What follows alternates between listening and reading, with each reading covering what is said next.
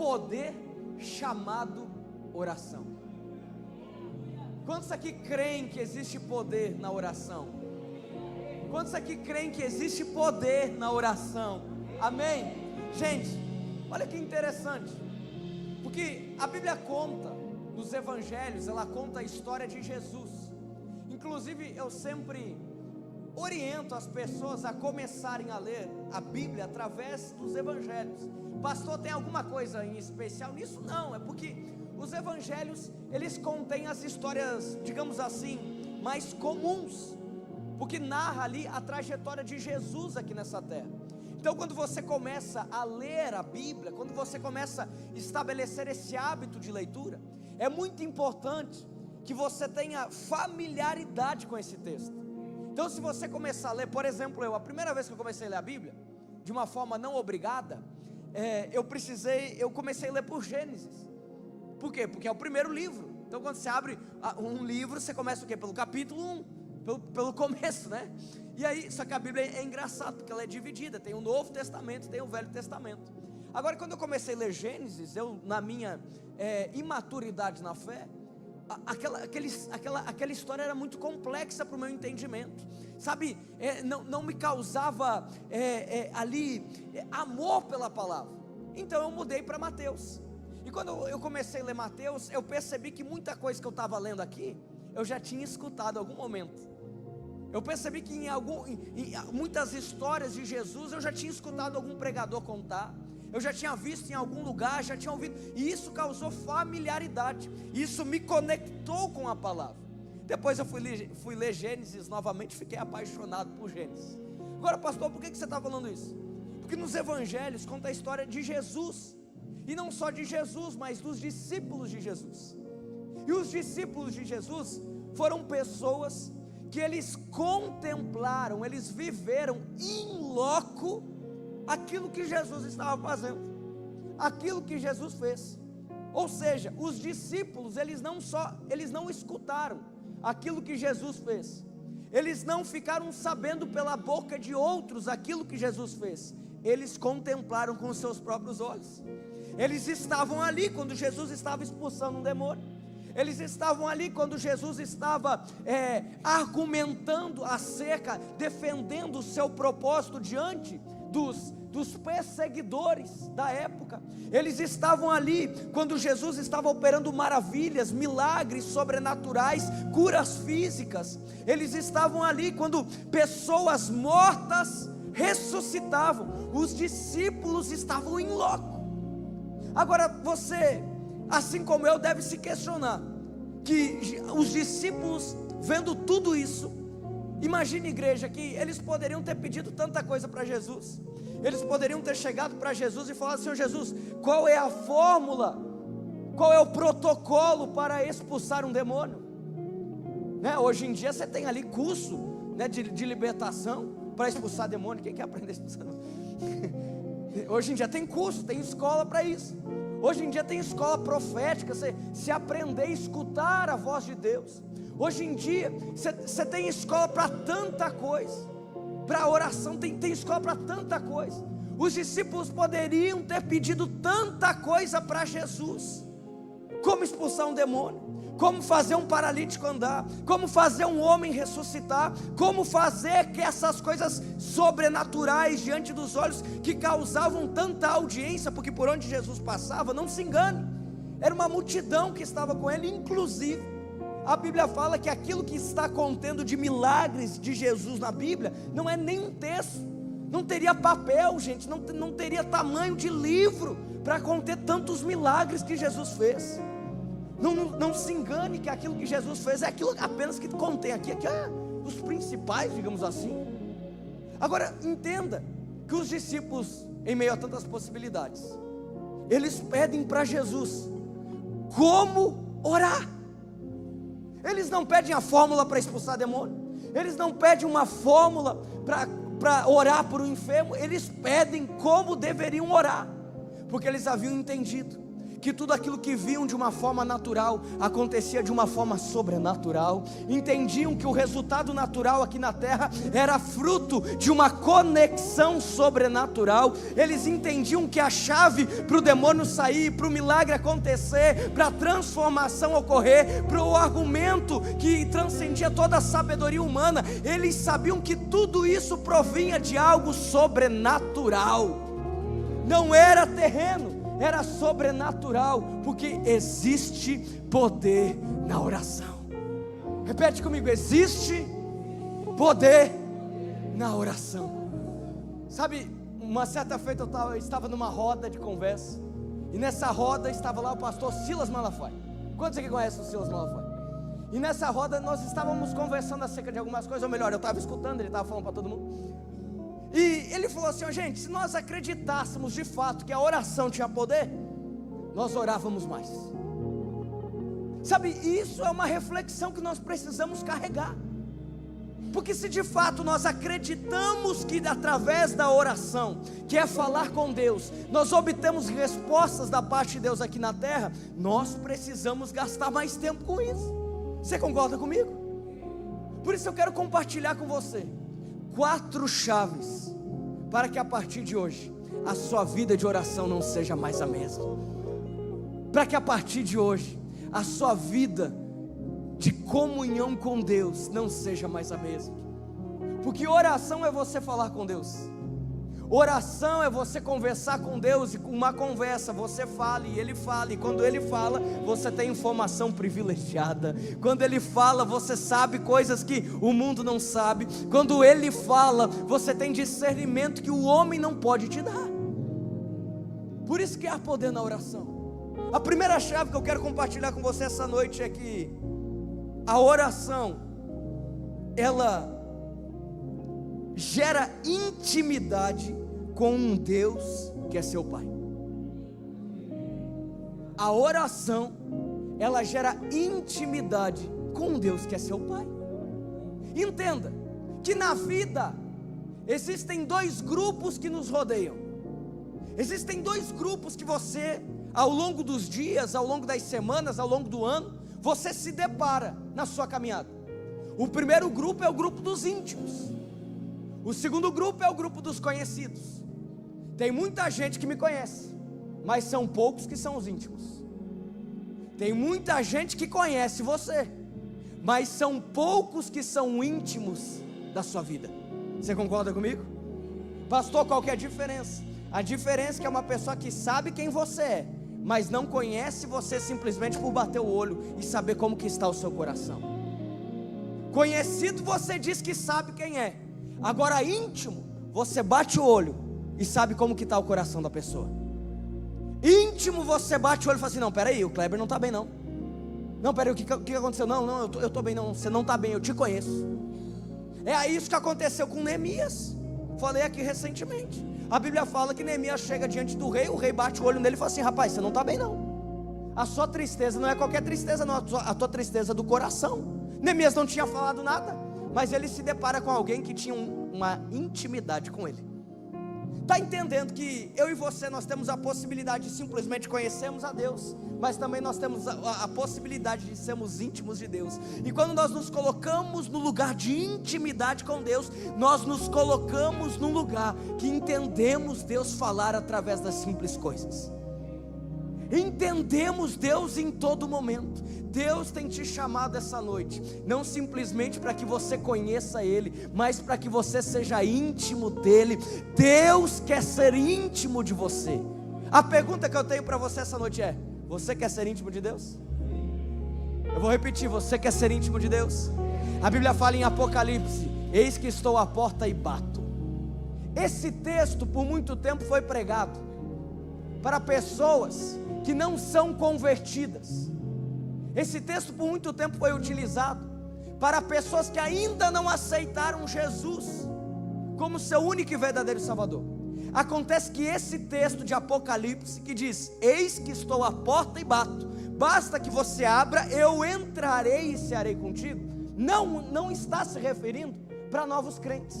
O texto é para a igreja, é para gente que já conhece Jesus, é para gente que sabe quem Jesus é. Essa noite, Jesus tem te chamado para um novo nível.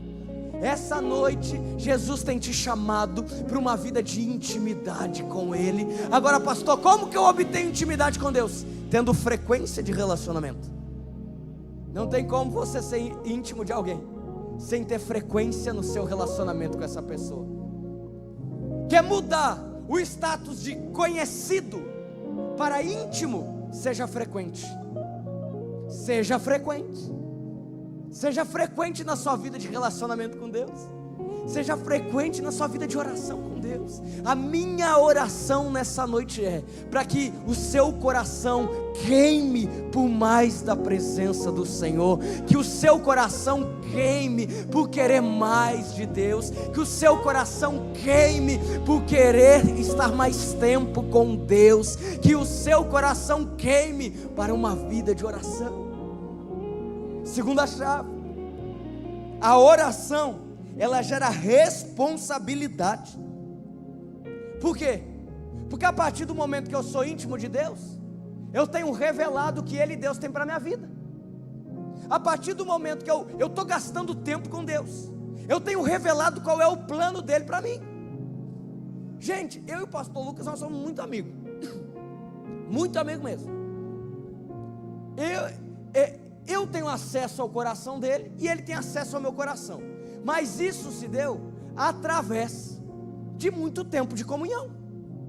De muito tempo, muita frequência gerou intimidade. Agora tem muita coisa que a gente resolveu. Tem muito sonho que nós compartilhamos um com o outro. Não foi em café, não foi em janta, foi caminhando. Caminhando ao redor do estádio lá.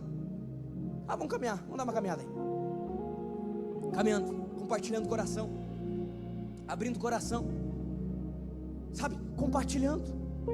A partir desse momento você vai entendendo, não, peraí, olha, ele está compartilhando um sonho comigo, eu tenho responsabilidade com isso, porque tem coisa que eu posso ajudar, sabe, Deus compartilha sonhos da parte dele no seu coração, aquilo que ele tem para a sua vida. A partir desse discernimento, você tem responsabilidade. Não seja imprudente com aquilo que Deus colocou na sua vida. Não seja imprudente com aquilo que Deus colocou nas suas mãos. Não seja imprudente. A Bíblia fala em Salmos 115, verso 16: os céus são do Senhor, mas a terra é dos filhos de Deus. Quem aqui é filho de Deus? Eu vou exemplificar esse texto. O texto está falando o seguinte: o mundo espiritual, quem governa é Deus. Quantos aqui creem nisso? O texto está falando assim, o mundo espiritual é de Deus. Não tem principado e não tem potestade acima de Deus. Não tem demônio acima de Deus. Não tem inimigo acima de Deus. Não tem diabo acima de Deus. Porque no céu é com Deus. É isso que o texto está falando. Ele está falando o seguinte: o que depender no mundo espiritual, deixa comigo, porque o céu é meu. Se nós entendemos que tudo parte do céu para a terra, precisamos entender que o que depender de Deus na nossa vida já está conquistado. Não, eu vou repetir. Se nós entendemos que tudo parte do céu para a terra, do mundo espiritual para a terra, precisamos ter claro que o que depender de Deus na nossa vida já está conquistado. Então não tem demônio que se levanta contra a sua família que vai prevalecer. Não tem inimigo que se levanta contra os seus negócios que vai prevalecer. Não tem opressão que se levanta contra o seu coração que vai prevalecer. Porque o que depender de Deus já está ganho. Agora, tem a parte B do versículo. A parte A é eu ser empoderado que no mundo espiritual eu tenho um Deus que ganha tudo. Agora a parte B é eu entender que as atitudes aqui na terra dependem de mim. Eu entendo que no mundo espiritual a parte de Deus já está resolvida, mas Ele revela sonhos e projetos. Ele batalha no mundo espiritual, mas na terra eu é que tenho que prosseguir. Eu é que tenho que fazer. Eu é que tenho que executar. Por isso, gaste tempo para ter intimidade com Deus. a partir desse discernimento, Ele revela no seu coração o que Ele tem para a sua vida, gerando responsabilidade. Mas querido, preste atenção, é uma responsabilidade com Ele na sua vida. Você não está sozinho não. Deus tem algo poderoso para a sua história. Vamos para o terceiro ponto. A oração, por favor, abre lá, Isaías 64, verso 4. 4 chaves do porquê devemos orar mais. Primeiro, intimidade, responsabilidade. Terceiro, fé. Olha só o que Isaías 64, 4 diz: porque desde a antiguidade não se ouviu, nem com os ouvidos se percebeu, nem com os olhos se viu Deus além de ti, que trabalha para aqueles que nele esperam. Vai para o verso 5, por favor. Tu sais ao encontro dele, que com alegria pratica a justiça, daqueles que se... Está pequena a letra lá. Daqueles que se lembram de ti nos teus caminhos. Eis que te iraste, porque pecamos por muito tempo, temos pecado, como então seremos salvos? Mas preste atenção, volta lá no verso 4, por favor. Porque desde a antiguidade não se ouviu, nem com os ouvidos se percebeu, nem com os olhos se viu Deus além de ti, que trabalha para aquele que nele espera. Quantos aqui já oraram e nada aconteceu? Tem gente que ora e o negócio acontece. Quantos aqui já oraram e nada aconteceu?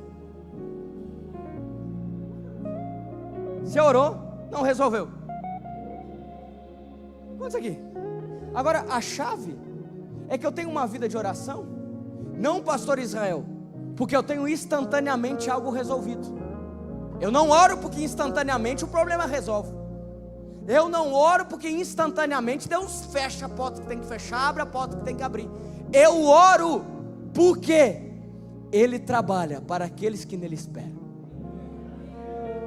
Eu oro, eu continuo orando, porque Ele está trabalhando, porque eu estou esperando nele. Quando eu oro, eu espero nele. Quando eu oro, eu tenho a minha confiança nele. Quando eu oro, eu tenho a minha dependência nele. Quando eu oro, eu estou falando assim, não é sobre a minha força, Deus, mas é sobre a sua força, é sobre a minha esperança no Senhor, é sobre a minha confiança no Senhor. Por isso que você está orando, no dia 1 não acontece nada, 2 nada, 3 nada, 7 nada, 1 mês nada, mas de repente, aquilo que era oração se transforma em testemunho. Porque Ele está trabalhando enquanto você está orando. Repete comigo: Deus trabalha enquanto eu oro. No mundo espiritual você está orando, no mundo espiritual Ele está batalhando. No mundo espiritual algo está acontecendo. Por isso que a Bíblia fala que Daniel faz um propósito de Daniel, propósito que chamamos de jejum de Daniel, que abre mão de muita coisa e vai comer só coisa da terra.